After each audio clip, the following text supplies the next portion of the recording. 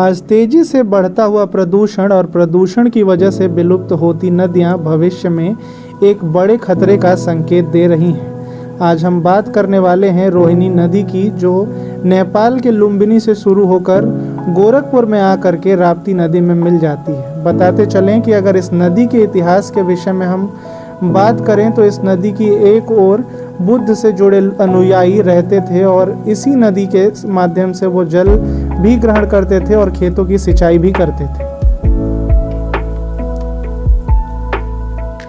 कुछ बौद्ध लेखों के अनुसार शाक्यों का नगर कपिलवस्तु और कोलियों का नगर कोलिया इसी रोहिणी नदी के दो किनारों पर स्थित था। आज भारत न्यूज़ 18 की टीम ने पहुंचकर रोहिणी नदी पर एक सर्वे किया और यहाँ का जायजा लिया। आइए हम सीधे आपको जोड़ते हैं हमारे संवाददाता हर्ष शुक्ला के साथ। नमस्कार, आज हम हैं रोहिणी नदी जो गोरक्ष नगरी से बहती है नेपाल के लुम्बिनी जिले से निकल के, और अभी हम यहाँ पे खड़े हैं, जिस पुल पे खड़े हैं यहाँ आप देख सकते हैं रोहिणी नदी। ये वही रोहिणी नदी है जो किसी कालखंड में लोगों का भरण पोषण करती थी। किसान इससे कृषि का कार्य करते थे, पशु इससे पानी पीते थे। पर आज औद्योगिक विकास की वो गति पकड़ी है जिसके कारण रोहिणी नदी अपने विलुप्त होते हुए अपने जल के स्रोतों को खोते हुए जा रही है। आज ये बहुत ही चिंता का विषय है।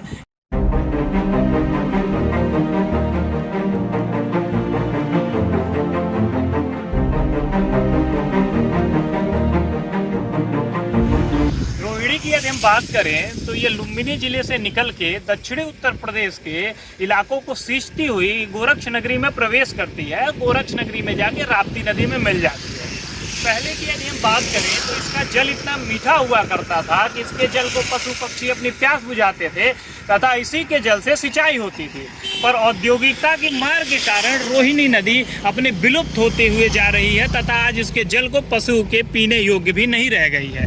रोहिणी नदी जो मुख्य माध्यम हुआ करती थी किसानों के लिए, आज किसान भी बहुत चिंतित है। रोहिणी नदी में जल ना होने के कारण सिंचाई भी पर्याप्त मात्रा में नहीं हो पा रही है। 20वीं शताब्दी की अब ये जरूरत है कि जनप्रतिनिधि, सरकार और हम जनता भी आए और ऐसी विलुप्त होते नदियों की संरक्षण करें, क्योंकि यदि यह नदियां विलुप्त हो गई तो सिंचाई, पशु पक्षियों के जल हेतु विकट समस्या उत्पन्न हो जाएगी और जो आने वाली पीढ़ियों के लिए हम समस्याग्रस्त जीवन दे देंगे। तो आज आइए हम सभी मिलकर जनप्रतिनिधि, जनता ऐसी विलुप्त होती नदियों को बचाने के लिए उपाय करें, इन्हें संरक्षित करें, क्योंकि जल ही जीवन है। बहुत बहुत धन्यवाद।